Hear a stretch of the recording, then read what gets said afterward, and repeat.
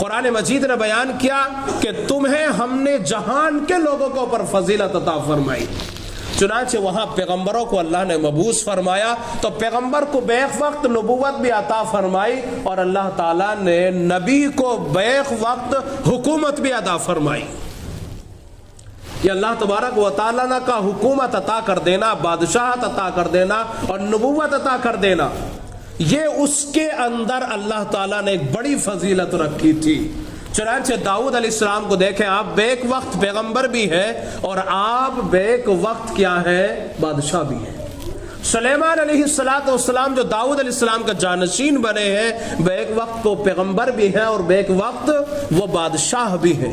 آپ اندازہ لگائیں، یہ 1400 سالہ تقریباً تاریخ ہے جو حضرت موسیٰ علیہ السلام سے شروع ہو کر کے حضرت عیسیٰ علیہ السلام پر ختم ہوتی ہے. یہ وہ دور تھا جو حضرت موسیٰ علیہ السلام سے شروع ہوا. بنی اسرائیل کو فرعون نے مصر کے اندر غلام بنا لیا. غلام یوں ہی نہیں بنے، بلکہ جو کنعان جہاں پہ یعقوب علیہ السلام رہا کرتے تھے، بھائیوں نے مل کر کے یوسف علیہ السلام کے ساتھ سازشیں کی، یہاں تک کہ آپ کو کنویں کے اندر ڈالا، پھر آپ کو بیچا گیا، بھائیوں نے بیچا. وَشَرَوْهُ بِثَمَنٍ بَخْسٍ دَرَاهِمَ مَعْدُودَةٍ، چند درہموں کے بدلے میں بھائی کو بیچ ڈالا. وہ دور گزرتا رہا. اللہ نے حضرت یوسف علیہ السلام کو بادشاہت عطا فرمائی. یہ کنعانی سارے کے سارے مصر میں آباد ہو گئے. یہ بنی اسرائیل سب نکل کے مصر میں جب آباد ہو گئے ہیں، یہاں ان کا دور عروج پہ چلتا رہا، بڑھتے رہے یہ لوگ، یہاں تک کہ فرعون اور قبطیوں نے ان کو پر حملہ کیا، قبضے میں کر لیا، غلام بنا لیا. جب غلام بنانے کے بعد میں اللہ نے موسیٰ علیہ السلام کو مبعوث فرمایا، آپ کو بھیجا. چنانچہ حضرت موسیٰ علیہ السلام نے بنی اسرائیل کو نکالا. آخرکار وادی طی کے اندر گھومتے رہے.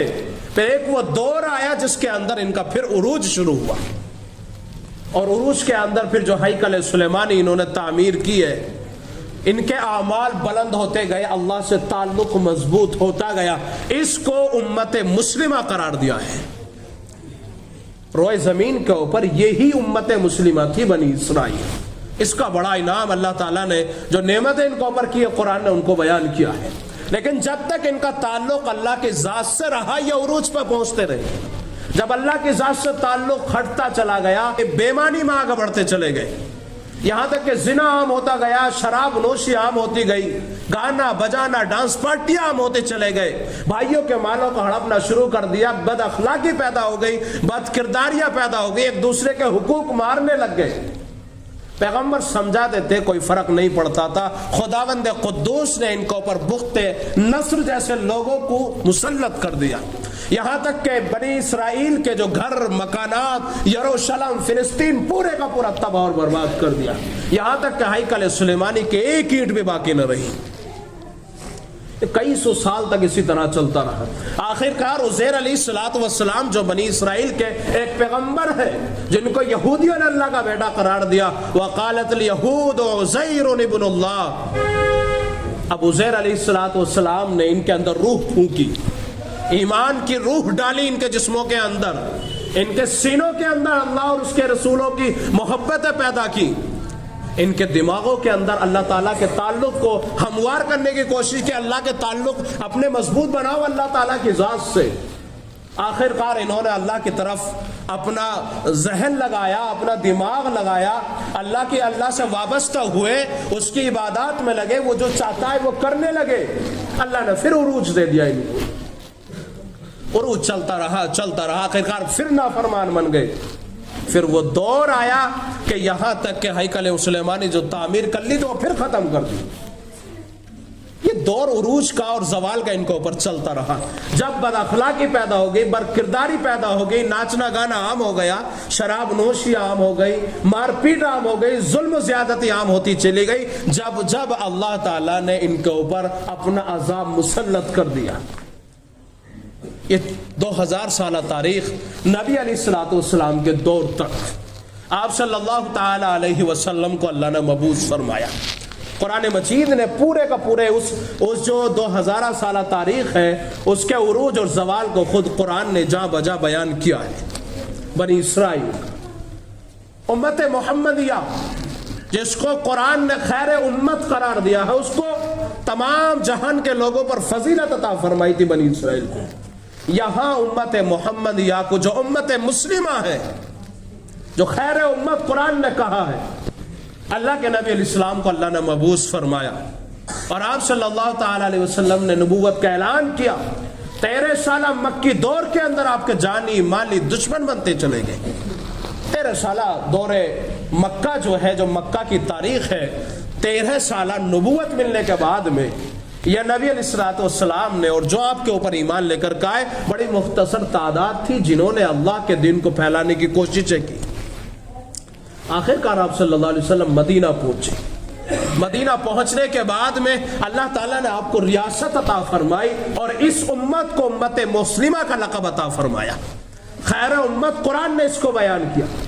जब उनका ताल्लुक अल्लाह की ज़ात से मजबूत होता चला गया, वो अल्लाह के नबी अलैहिस्सलाम की खूब पैरवी करते चले गए। अल्लाह ने जो कुछ अहकामात नाजिल फरमाए थे उनके ऊपर 100% अमल करने लगे। वही लोग जिनके ऊपर कोई हुकूमत करना नहीं चाहते थे, वो खुद उल्टे उन दूसरे लोगों को हुकूमत करने वाले बन गए। अल्लाह के रसूल सल्लल्लाहु अलैहि वसल्लम से ताल्लुक मजबूत बनाया, आपके तरीक़े को अपनाते हुए आगे बढ़े। अल्लाह ताला ने जो कुछ अहकामात उनको दिए थे उनके ऊपर अमल पैरा हुए।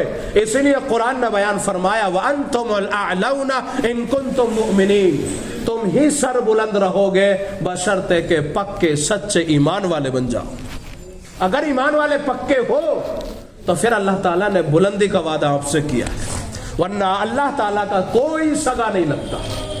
अल्लाह ताला ने बनी इसराइल को भी जो जुल्म सितम उन्होंने किए थे, जो पाप उन्होंने किए थे, अल्लाह ने उनको दुनिया में सजा दी। अल्लाह का कोई नहीं लगता। हालांकि उन्होंने कहा था, नहनु अबनाउल्लाहि व अहिब्बाउ, हम तो अल्लाह के बेटे हैं, हम तो अल्लाह तबारक व तआला ने जो कुछ नबी भेजे थे उनकी औलादे हैं। आखिर हमें कौन अजाब दे सकता है, कौन हमें जहन्नम में डाल सकता है? अय्याम मादूदा, चंद दिनों के लिए।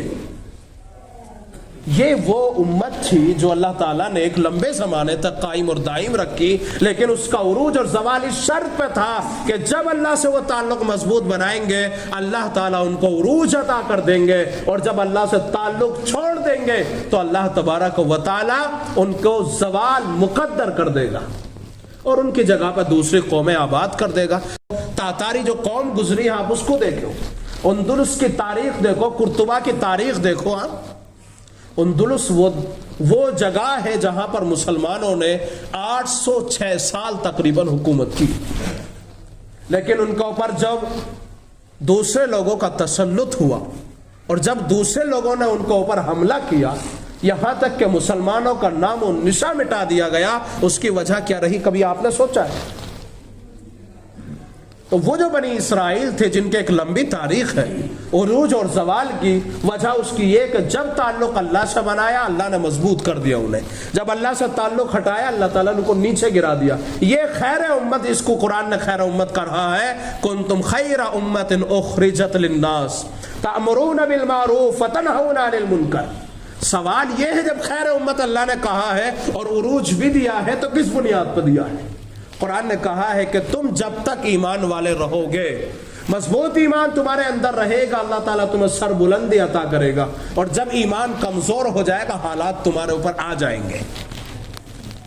इसलिए मुझे एक दूसरे के ऊपर तानो तशनी करना, ये हालात ऐसे पैदा हो रहे हैं, ये ऐसा हो रहे हैं, ऐसा वैसा कुछ नहीं। ये कुरान खुद कहता है, वमा असाबकुम मिन मुसीबतिन फबिमा कसबत अयदीकुम व याफुन कसीर। तुम्हारे ऊपर जो कुछ मसाइब, हालात, दिक्कतें, परेशानियां, आफात और मसाइब जो कुछ आते हैं, वो तुम्हारे हाथों के कमाए हुए हैं। तुम्हारे हाथों ने जो कमाया है वही नतीजा है, और रब्बुल आलमीन तो बहुत सारे गुनाहों को तुम्हारे माफ कर देता है। आज आप और मैं इस बात का अंदाजा लगाएं, जिन लोगों के ऊपर हम लानो तान करते हैं, जिस कौम के ऊपर लानो तान करते हैं, सवाल ये पैदा होता है, क्या उस लानो तान के अंदर हम मुस्तहिक हैं या नहीं?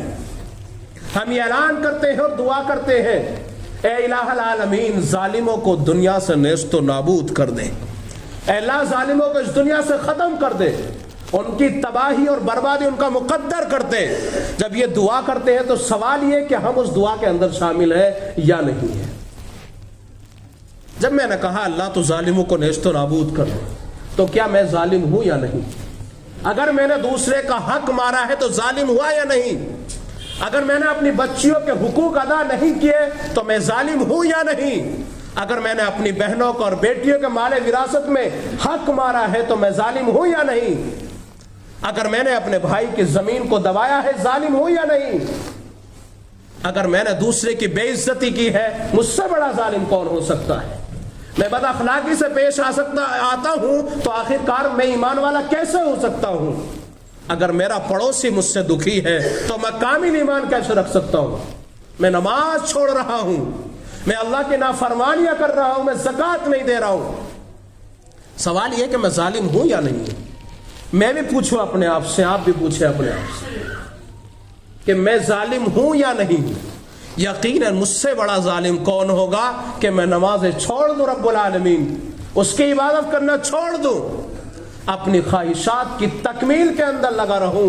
یاد کر لیجئے وہ بد دعا سب سے پہلے میرے اوپر اثر کرتی ہے، کسی اور کے اوپر نہیں. یہ سب سے پہلے دعا اس کے لیے اثر کر رہی ہے جو وہ دعا خود مانگ رہا ہے ظالم کے لیے. چونکہ ظالم تو خود یہ بھی ہے نا، یہ تھوڑا ہی کہ جس کی طرف تمہاری انگلی جائے گی وہی ہوگا. اس سے قبل تو تمہارے پاس میں 3 انگلیاں اور آ رہی ہیں، اس کا مطلب ظالم تم بھی ہو.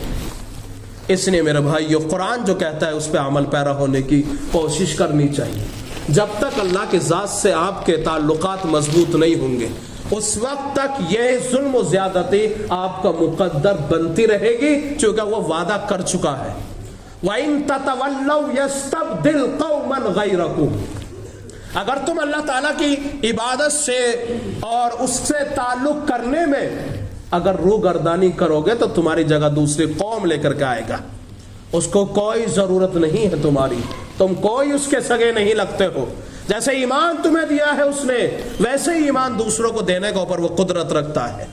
وہ تاتاری کہ جنہوں نے بغداد کے اندر اینٹ سے اینٹ بجا دی تھی، یہاں تک کہ اتنا خون بہایا تھا کہ گھوڑوں کے جو گھٹنے ہوتے ہیں گلیوں میں اتنا خون بہ رہا تھا. لاکھوں سے نہیں کروڑوں کی تعداد میں مسلمانوں کا خون بہایا تھا. وہ لوگ جو ظالم اور اللہ کے نافرمان تھے، جب ان لوگوں نے نافرمانیاں کی مسلمانوں نے، اللہ نے ان کی جگہ پر تاتاری لوگوں کو ایمان کی دولت سے نواز دیا. چنگیز خان جس نے عباسی خلیفہ، سب سے اخیر جو خلیفہ تھا، کیا حال کیا اس کے ساتھ میں، اس نے گھر میں سے نکالا، بہت برا حال کیا ان کے حکمرانوں کے ساتھ میں، مسلمانوں کے ساتھ میں. وجہ یہی تھی کہ وہ آپس میں لڑ رہے تھے، وجہ یہی تھی کہ اللہ کی نافرمانیوں میں آگے بڑھ گئے تھے، وجہ یہ تھی کہ شراب نوشی ان کے جسموں میں سرایت کر چکی تھی، وجہ یہ تھی کہ اللہ سے تعلق توڑ دیا تھا. وَلَن تَجِدَ لِسُنَّتِ اللَّهِ تَحْوِيلًا وَلَن تَجِدَ لِسُنَّتِ اللَّهِ تَبْدِيلًا. اللہ تعالیٰ کا قانون روز اول سے جو بن گیا سو بن گیا، تبدیل نہیں ہوتا اس کا قانون. اگر نافرمانی کرو گے سزا ملے گی، ظلم کرو گے اللہ تعالیٰ کے ساتھ، اللہ تعالیٰ کے مخلوق کے اوپر ظلم کرو گے، یقیناً اللہ تعالیٰ اس کی سزا آپ کو دنیا میں دیں گے. یہ اللہ کا قانون ہے جو اس نے بنا دیا ہے. اس لیے میرے بھائیو اپنا قبلہ صحیح کرو. میں بھی آج سے نیت کروں اور آپ بھی نیت کریں کہ ہمیں اپنا قبلہ درست کرنا چاہیے، یا پھر واویلا کرنا چھوڑ دیجیے. یا تو واویلا کریں گے تو اس وقت تک وہ واویلا صحیح نہیں ہوگا جب تک کہ اللہ سے آپ کا تعلق مضبوط نہ ہو. آپ کہتے ہیں ایمان والا ہوں میں، آپ کہتے ہیں مسلمان ہوں میں، کیا نشانی ہے آپ کی؟ کیا آپ کے اخلاق اچھے ہیں؟ آپ مسلمان ہیں؟ کیا آپ کا جو لین دین ہے، معاملات ہے، کیا درست ہیں؟ کیا آپ دھوکہ نہیں دیتے؟ کیا آپ چوری کا مال نہیں بیچتے؟ کیا آپ چوری کے ساتھ میں اپنے بزنس کو آگے نہیں بڑھا رہے؟ کیا آپ اپنی دکانداری صحیح کر رہے ہیں؟ کیا آپ کے تعلقات اپنے گھر میں صحیح ہیں؟ کیا آپ کے تعلقات آپ کے پڑوس میں صحیح ہے؟ کیا آپ کا تعلق آپ کی بیوی کے ساتھ اچھا ہے؟ کیا آپ اللہ سے تعلق رکھنے میں نمازوں کا اہتمام کرتے ہیں یا صبح فجر میں سوتے رہتے ہیں؟ یقیناً آج جمعہ ہے، سب لوگ یہاں تشریف فرما ہے، جمعے میں کتنے سارے تعداد لوگوں کی ہوتی ہے. سوال یہ کہ یہ سب باہر سے آتے ہیں یا یہیں کے رہنے والے ہوتے ہیں؟ اگر یہیں کے ہیں تو پھر جمعے میں ہی کیوں، باقی نمازوں میں کیوں نہیں؟ کیا باقی نمازیں فرض نہیں ہے؟ یہ سوال مجھے اور آپ کو خود اپنے آپ سے پوچھنا چاہیے. صحیح معنوں میں مسلمان ہوں بھی یا نہیں؟ میں نماز چھوڑ دیتا ہوں، کیا میں مسلمان ہوں؟ میں اللہ تبارک و تعالیٰ کی نافرمانی کر رہا ہوں، کیا میں مسلمان ہوں؟ اللہ تعالیٰ کے احکامات کتنے ٹوٹ رہے ہیں، کیا میں مسلمان ہوں؟ آج ہماری شادیوں میں اس قدر ڈانس پارٹیاں آ رہی ہیں اور اتنے بڑے بڑے ڈی جے بجائے جا رہے ہیں، ایسا لگتا ہے مسلمان لگتا ہی نہیں کہ مسلمان ہے. آپ سب لوگ جانتے ہیں کیا کچھ حالات ہیں، لیکن ڈی جے پھر بھی نہیں رک رہا. کیا کچھ حالات ہیں، لوگوں کو کھانے کے لیے روٹی کے ٹکڑے نہیں مل رہے. اور ہماری شادیوں میں دیکھو، کم سے کم 100 لوگ سے زیادہ لوگ وہ کھانا کھا لیں گے جو ہم نے پھینکا ہے. کوئی پوچھنے والا ہی نہیں ہے، کیونکہ آپ کماتے ہیں نا، آپ کماتے ہیں. یہ سوال میں خود نہیں پوچھ رہا آپ سے، آپ خود اپنے آپ سے پوچھو کہ یہ ہم صحیح کرتے ہیں؟ میرے بھائیوں، یہ ہمارے اعمال ہیں جو ہم دیکھ رہے ہیں. مجھے خود اپنے آپ سے سوال کرنا چاہیے. میرا کام صرف آئینہ دکھانا ہے، اس سے زیادہ کچھ نہیں. حالات آپ ہی کو بدلنے پڑیں گے. صرف میں آپ کو بتا سکتا ہوں، اس سے زیادہ کچھ نہیں کر سکتا. حالات مجھے اور آپ کو سب کو مل کر کے کرنے پڑیں گے. تانے دینے سے کچھ نہیں ہوگا، فلاں نے یہ کر دیا صاحب، فلاں نے یہ کر دیا صاحب. نہیں، ہر ایک کو اپنے اپنے گھر کی جب فکر لینی، یہاں کتنے سارے لوگ موجود ہیں، ہر بندہ اپنے گھر کا ذمہ دار ہے. اگر اپنا وہ رخ، اپنا قبلہ وہ صحیح کر لیتا ہے، میرے بھائیو یاد رکھو کتنے سارے گھر باعمل ہو سکتے ہیں. کتنے سارے گھروں کے اندر بے نمازی ہیں. آپ جانتے ہیں ایک بے نمازی کی نحوست کتنے گھروں پہ جاتی ہے؟ فرمایا گیا کہ 40 گھروں تک بے نمازی کی نحوست جاتی ہے. ہمارے گھر میں بچے بھی بے نمازی ہیں، بیوی بھی بے نمازی ہے، بھائی بے نمازی پڑا ہوا، بیٹا بے نمازی پڑا ہوا، کہنے کو تیار نہیں ہے.